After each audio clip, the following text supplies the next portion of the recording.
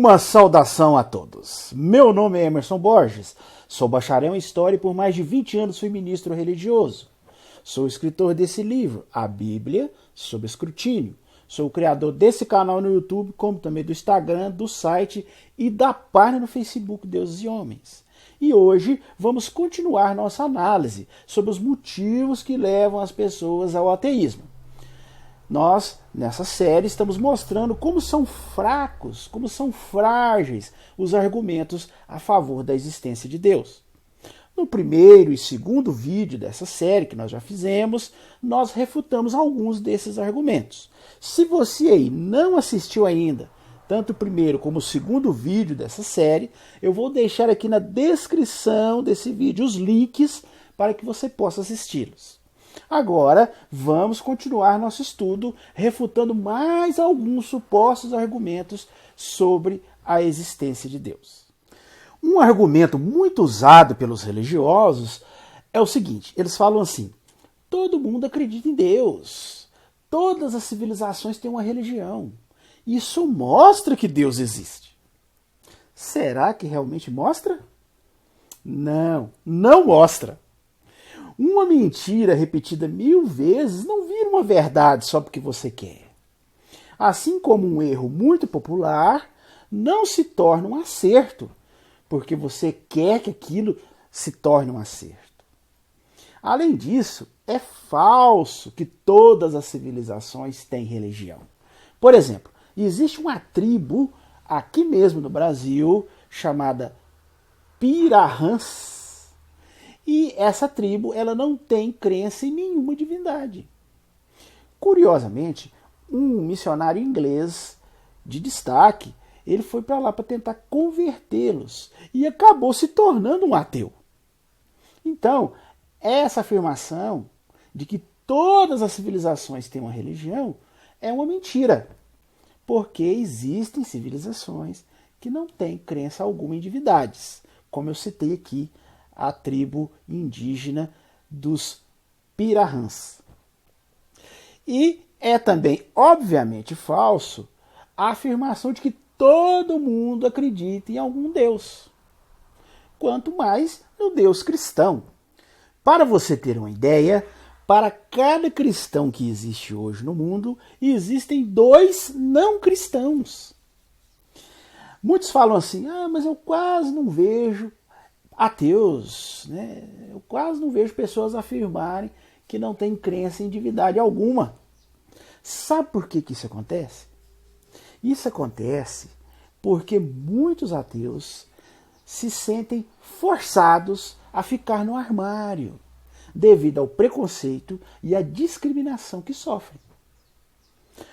Os cerca de 2% de ateus no Brasil, porque segundo uma pesquisa recente, existe 2% de ateus no Brasil declarados. Isso fora os que preferem não declarar abertamente. Então, esses 2%, que representa aí, vamos supor, o Brasil tem por volta de 200 milhões, né? 10% daria 20 milhões. 2% dá 4 milhões. 4 milhões de pessoas que declaradamente são ateus. Esse número, para você ter uma ideia, ele corresponde ao triplo do número de umbandistas, judeus e batistas juntos. Então, essa ideia de que quase não existem ateus, isso é uma mentira, né? Os ateus hoje já são uma parcela considerável da nossa sociedade aqui no Brasil e também no mundo. Além disso, essa ideia de que a popularidade de uma crença é uma prova da sua veracidade, ou ao menos é um bom indicador, isso também é uma enorme falácia. Eu costumo chamar essa falácia de a falácia da popularidade. Muitas crenças que já foram bastante populares no passado, por exemplo, hoje estão desacreditadas. Tanto crenças sobre a natureza, como crenças sobre a moral.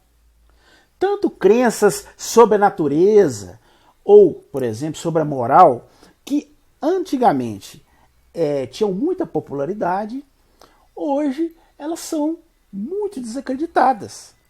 Quer ver alguns exemplos? A ideia de que é certo escravizar ou subjugar certos grupos de pessoas, no passado era muito popular, era muito aceito. Inclusive, até mesmo muitos citavam a Bíblia Sagrada como uma fonte que mostrava que isso era normal, né? Inclusive, a Bíblia traz trechos regulamentando essa prática. Então, as pessoas elas apoiavam-se muito nessa ideia de escravidão. Inclusive, foi muito difícil, né, que se mudasse essa ideia na cabeça das pessoas, né? Podemos dizer que até as religiões atrapalharam muito, né, esse movimento abolicionista, porque as religiões, na época, ficavam apoiando os escravocratas.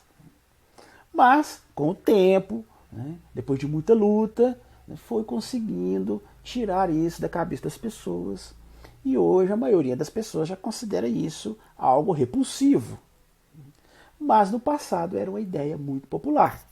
Agora eu pergunto a vocês, o fato da escravidão ter sido uma ideia muito popular no passado e aceito pela maioria das pessoas, isso quer dizer que a escravidão é algo correto? Você acha correto? Uma outra crença que era muito comum no passado, que a maioria das pessoas acreditava, era de que a Terra era plana e que a Terra era o centro do universo e que o Sol é que girava em torno da Terra.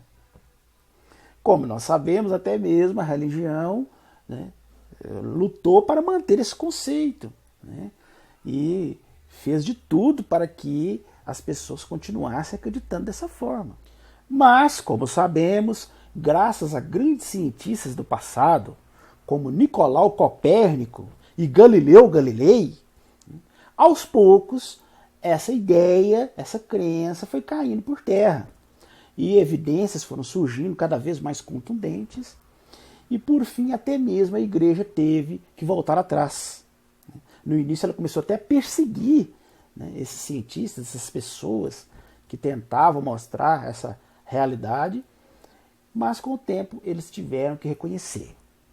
Agora eu pergunto a vocês, né, o fato de que no passado era muito popular a crença de que a Terra era plana e que o Sol é que girava em torno da Terra, o fato da maioria das pessoas terem essa crença, isso significa que isso é verdade? Claro que não, né? Apesar de que, por incrível que pareça, ainda existem algumas pessoas que ficam se apegando a esse conceito, a essa crença, que ainda ficam defendendo a Terra plana, mas sabemos que são uma minoria, né? A grande maioria das pessoas que tem um mínimo de conhecimento científico sabe que a Terra ela não é plana, né? E que a Terra não é o centro do universo, né? Que a Terra é apenas um de diversos planetas que giram em torno do Sol. E que o Sol também é uma de milhões de estrelas, né, que giram na nossa galáxia, a Via Láctea. E que a nossa galáxia, a Via Láctea, é apenas uma entre milhões e milhões de galáxias que existem no universo. Assim, no universo que o homem conseguiu observar, né, o universo observável. Porque há limites do universo que o homem ainda não conseguiu observar com seus telescópios, como o Hubble. Mas a questão é que o fato de que no passado a maioria das pessoas acreditava que a Terra era plana, isso não quer dizer que seja uma verdade essa afirmação de que a Terra é plana. Porque na realidade, com o tempo, né, se descobriu que a Terra não é plana. Então, o fato de uma ideia ou de uma crença ser popular, isso não significa que seja verdade. O mesmo eu posso dizer da crença em Deus. O fato de que hoje a maioria das pessoas acredita em Deus, isso não quer dizer que isso seja verdade, que seja um fato, né? A verdade, ela não é uma democracia.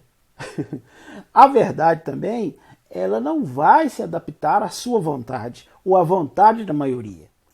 A verdade é baseada em fatos e evidências que podem ser comprovados e replicados em qualquer lugar. Portanto, essa falácia da popularidade que muitos religiosos usam para tentar argumentar a favor da existência de Deus, como eu já disse aqui, não passa de uma falácia. Um outro argumento muito usado pelos religiosos é o argumento do amor.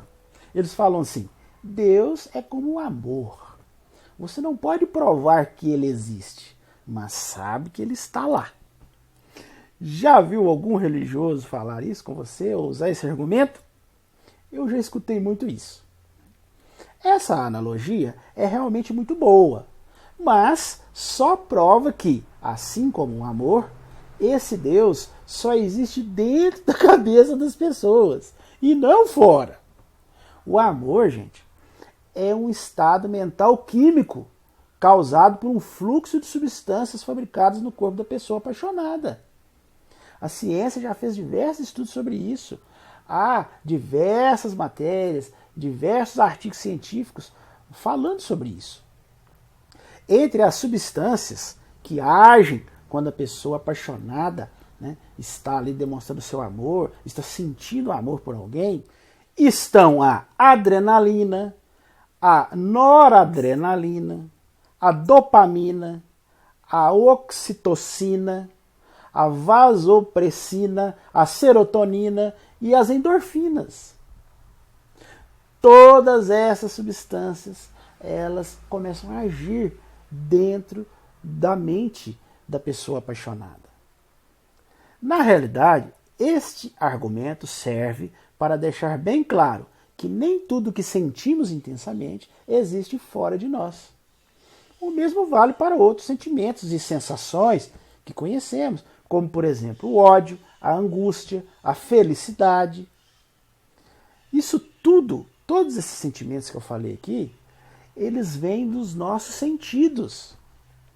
Esses fenômenos povoam nossa mente e nosso mundo.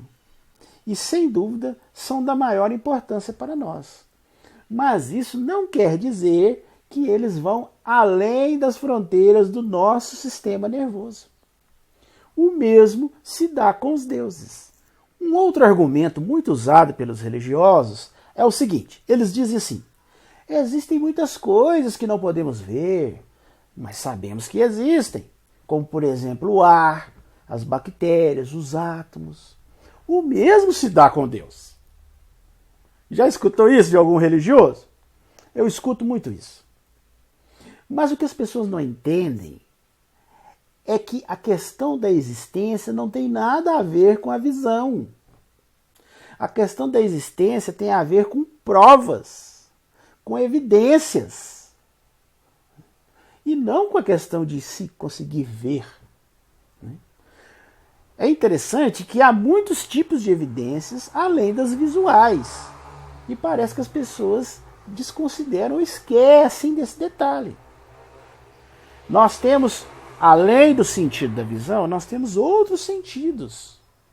E além disso, nós temos a lógica e uma enorme variedade de aparelhos e técnicas que nos ajudam a coletar evidências e provas sobre, por exemplo, o ar, a existência do ar, sobre as bactérias, sobre os átomos e diversas outras coisas que, apesar de nós não enxergar, não vermos com nossos olhos normais, né, os olhos comuns, nós sabemos da sua existência. Somente na esfera místico-religiosa é que existem entidades cuja existência as pessoas aceitam pacificamente sem nenhuma evidência. É só mesmo na esfera místico-religiosa é que observamos esse fenômeno. Por exemplo, deuses, anjos, espíritos, fantasmas, almas, energias. São alguns exemplos de entidades que na esfera místico-religiosa as pessoas acreditam cegamente e pacificamente, sem que haja nenhuma evidência. Você não consegue mostrar nenhuma evidência da existência dessas entidades, seja usando o sentido da visão, seja usando qualquer outro sentido que o ser humano tenha, ou até mesmo usando a lógica, ou até mesmo usando uma variedade de aparelhos e técnicas. Você não consegue provar a existência dessas entidades. Infelizmente, as pessoas aceitam, né, sem nenhuma evidência clara. Nós podemos comprovar a existência do ar através de qualquer de uma série de experimentos muito simples. O mesmo vale para as bactérias, para os átomos. Agora, só temos certeza de que as bactérias e os átomos e o ar, por exemplo, existem em virtude de resultados conclusivos desses experimentos, que podem ser reproduzidos em qualquer lugar do mundo, sempre dando os mesmos resultados, independente da crença da pessoa. Agora, no caso das divindades, esses experimentos simplesmente não existem, ou são apenas experiências internas que não podem ser reproduzidas por outras pessoas. Um outro argumento muito usado pelos religiosos chama-se o argumento da moralidade. Exatamente. Muitos religiosos afirmam que todos nós temos um sentido do que é certo e do que é errado. Uma consciência que nos coloca sob uma lei superior. Então, para eles, isso leva a crer que existe um apelo moral universal que aponta para fora da humanidade. No caso, segundo os religiosos, Deus colocou em nós essa moralidade inata. Para eles, o fato de termos esse senso comum do que é certo e do que é errado, para eles isso é uma prova da existência de Deus. Mas será que realmente é uma prova?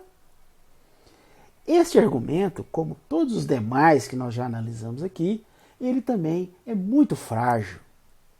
Na realidade, os sistemas éticos baseiam-se no valor que os humanos atribuem à vida.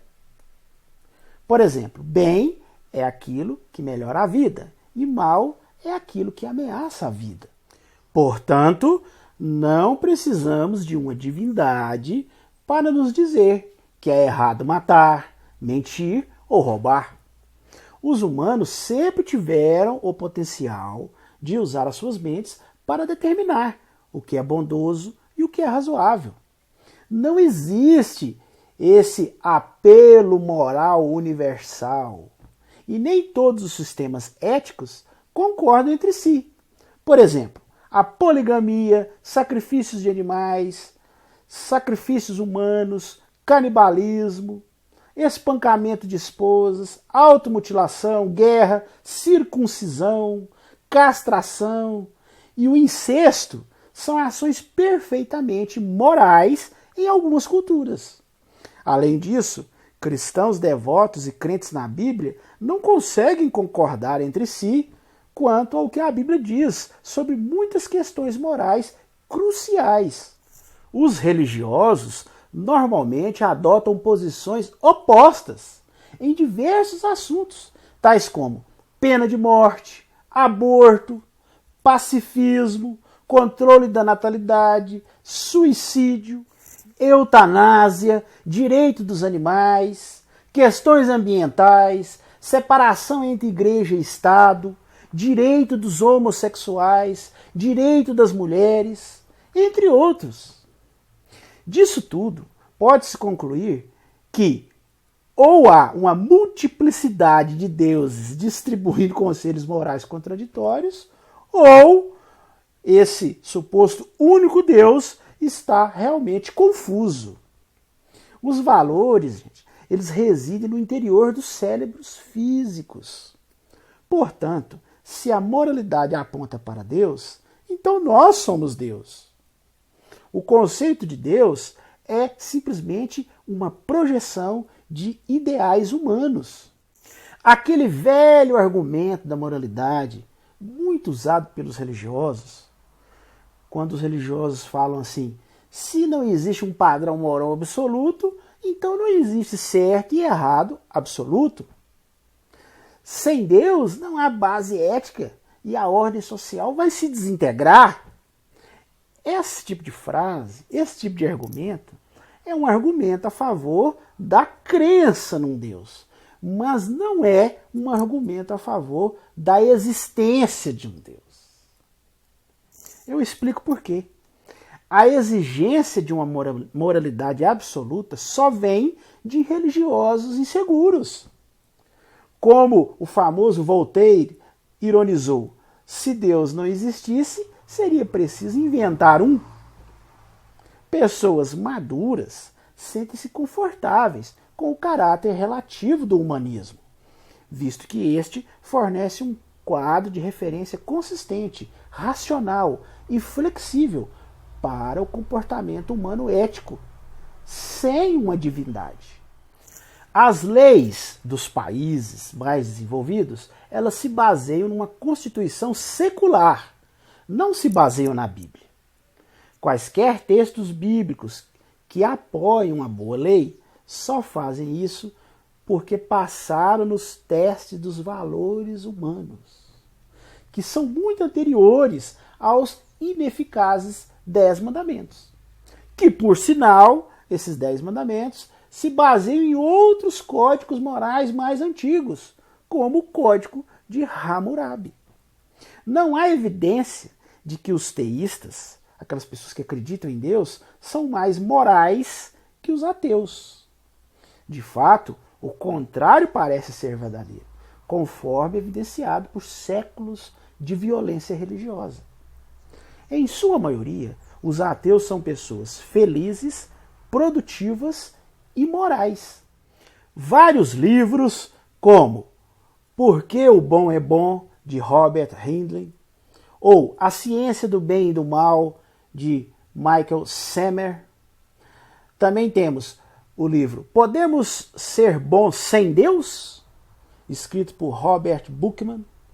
E temos também o famoso Mentes Morais, de Mark Hauser. Inclusive eu vou deixar o nome desses livros aqui na descrição, se você se interessar em ler algum desses. Eu indico para vocês, eles são muito interessantes. E esses livros, eles argumentam justamente sobre isso, que eu estou falando aqui agora, que o nosso senso de certo e errado não vem de uma fonte externa, de um ser superior. Na realidade, o nosso senso comum de certo e errado que existe hoje é uma consequência do nosso passado darwiniano.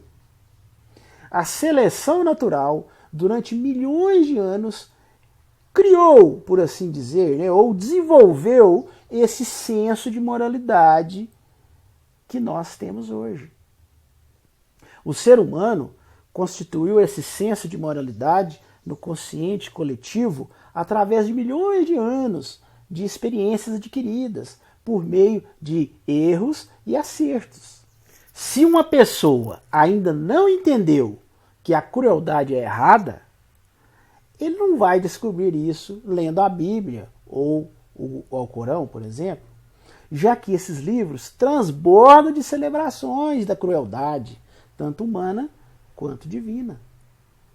Então, meu amigo, eu vou ser bem sincero com você. Se você ainda não entendeu que a crueldade é errada, através das experiências que a humanidade já desenvolveu, através de milênios, através de experiência de acerto, de erro, de tentativas, né, vendo o que é melhor para a humanidade, né, o que vai realmente trazer mais benefício para a vida, se você não entendeu isso, através da nossa evolução, não é lendo a Bíblia ou o Alcorão que você vai entender isso. Muito pelo contrário, porque esses livros estão repletos de passagens sangrentas, passagens repulsivas, passagens cruéis, repugnantes, e que mostram uma crueldade não só do ser humano, mas como do próprio Deus bíblico. Tenha certeza de uma coisa: nós não tiramos nossa moralidade da religião. Nós decidimos o que é bom recorrendo às intuições morais que são, até certo ponto, embutidas em nós e refinadas por milhares de anos de reflexão sobre as causas e possibilidades da felicidade humana. Nós fizemos um progresso moral considerável ao longo dos anos. E não fizemos esse progresso lendo a Bíblia ou ao Corão mais atentamente. Na realidade, religiões não ensinam nada de moralidade. Elas ensinam obediência. Moralidade é fazer o que é certo, independente do que lhe foi dito. Agora, obediência é fazer o que lhe foi dito, independente do que é certo. E se você aí que está me vendo faz boas ações, né, porque uma religião lhe diz que você tem que fazer boas ações, você não é uma boa pessoa. Você é apenas um cão adestrado. A pessoa que faz boas ações porque almeja uma recompensa ou evita fazer coisas ruins porque teme um castigo, esse tipo de pessoa é uma pessoa muito perigosa. E eu digo com toda sinceridade a vocês, o que é o céu se não um suborno? E o inferno se não uma ameaça? Por isso é que eu reitero a vocês. A humanidade não desenvolveu a sua moral, que hoje é um senso comum, através da religião ou através dos seus livros sagrados. Quer ver um exemplo? Eu vou dar um exemplo aqui, de que realmente não foi feito nenhum progresso real da moralidade se apegando às religiões ou aos seus livros sagrados. Tanto a Bíblia como o Alcorão são livros que aceitam a prática da escravidão. Não é mesmo? Tanto a Bíblia como o Alcorão aceitam a prática da escravidão. Até mesmo regulamentam a escravidão. Inclusive tem uma passagem na Bíblia, que eu cito muito ela, lá que fala que você pode bater no seu escravo à vontade, desde que não o mate. Pode descer o cacete nele. Não matando, não tem problema nenhum. Não pode matar. Mas bater, pode bater à vontade. Então olha bem que absurdo, né? O que esse livro, dito como sagrado, fala sobre a escravidão, sobre escravizar outras pessoas. Agora, todos nós, né, sabemos que no mundo civilizado, né, as pessoas reconhecem a escravidão como uma abominação. Então veja que mesmo esses livros ditos como sagrados, falando coisas totalmente contrárias, né, à humanidade, através de experiências, de erros e acertos, né, de tentativas, foi chegando a um senso comum de que a escravidão é algo repulsivo.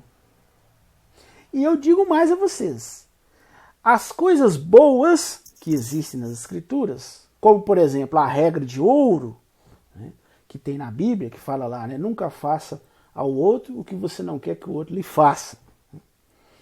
Essa regra de ouro, ela pode ser apreciada pelo seu valor ético. Pode sim ser apreciada, sem a crença de que isso foi transmitido pelo Criador do Universo. Se você passar a entender que a Bíblia foi um livro escrito por homens, que contém ideias humanas, né, e que não tem nada de inspiração divina, você vai achar mais sentido na Bíblia, que é um livro que na própria leitura dela você vai vendo o desenvolvimento da humanidade, dos valores de moral, né? Você vai observando essa evolução, né? Se você ler o Antigo Testamento, você vai ver que são passagens mais cruéis, né? São passagens mais violentas, né? É um Deus mais sanguinário, né? É um Deus mais irado, típico dos povos mais antigos. E se você ler o Novo Testamento, as escrituras gregas, você já vai observar uma certa evolução da humanidade. Então, visto que a Bíblia tem ideias puramente humanas, né, não tem nada de inspiração divina, se você aceitar isso, você vai entender melhor justamente essa mudança de conceito dentro da própria Bíblia. E esse é um exemplo claro de que os valores morais que temos hoje no consciente coletivo da humanidade foram fruto de milhões e milhões de anos de evolução, né? Milhões e milhões de anos de tentativas, de experiências, de erros e acertos, até que a humanidade foi se conscientizando de que certos valores morais são benéficos para a humanidade. Bem, esse era o assunto que nós iríamos analisar hoje. Vimos aqui mais alguns supostos argumentos a favor da existência de divindades ou de um Deus. E refutamos aqui mais alguns desses argumentos que muitos religiosos usam. Na semana que vem, nós vamos continuar, né, mostrando mais argumentos muito usados pelos religiosos e vamos refutá-los aqui. Para que você não perca o próximo vídeo, se inscreva em nosso canal. Veja esse quadradinho que tem aqui, ó, tá vendo? No cantinho. Clica nele aqui e se inscreva. E além de se inscrever, acione o sininho de notificações. Porque assim, se você acionar o sininho de notificações, quando a gente sobe um vídeo, você é notificado. Então, se inscreve, aí ó, clica no quadradinho e acione o sininho de notificações. Assim, quando nós fizermos o próximo vídeo dessa série, que vai ser lançado no sábado que vem, você será notificado. Se você quiser adquirir o meu livro, né, A Bíblia sob Escrutínio, eu vou deixar aqui na descrição do vídeo os links para que você possa adquirir o meu livro. O meu livro, ele é um estudo profundo sobre as contradições, as incoerências, os mitos, as lendas, os erros científicos, os erros históricos da Bíblia, né? Os valores morais absurdos. Inclusive, aquela passagem que eu citei na Bíblia, que fala que pode bater no escravo desde que não mate ele, mas pode espancar à vontade desde que não o mate. Né? Não matando pode bater à vontade? Você acha que isso aí eu inventei isso? Não, está na sua Bíblia aí, é na sua casa. Né? Aqui no meu livro eu cito a passagem bíblica, né, que está no livro bíblico de Êxodo, capítulo 21, versículo 20 e 21. Tanto essa passagem como centenas e centenas de outras passagens da Bíblia que demonstram justamente esse caráter repulsivo, violento, cruel, você encontra aqui no meu livro. Se você desejar adquirir o meu livro, eu vou deixar aqui na descrição desse vídeo os links aonde você pode adquirir o meu livro. O meu livro é vendido nos principais sites de venda do país, como por exemplo a Livraria Cultura, a Livraria Saraiva, Submarino, Lojas Americanas e diversos sites, os principais sites de venda. Só abrir o Google e digitar lá, ó, livro A Bíblia sob Escrutínio. Você vai ver diversos sites de venda onde o meu livro está disponível. E você pode adquirir meu livro também diretamente do nosso site. Conheça o nosso site.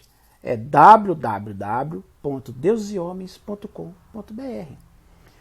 No nosso site eu escrevo diversas matérias, coloco notícias, tem memes, tem vídeos. É muito interessante. E também não esqueça de compartilhar nosso vídeo com outras pessoas. Comente aí, ó, diga o que você achou.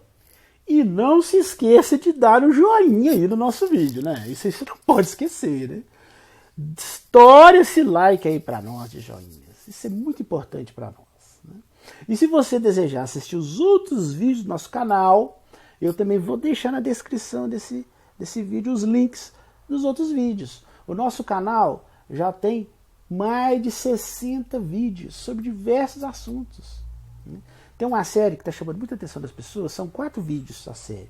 Chama 12 Evidências da Inexistência de Deus.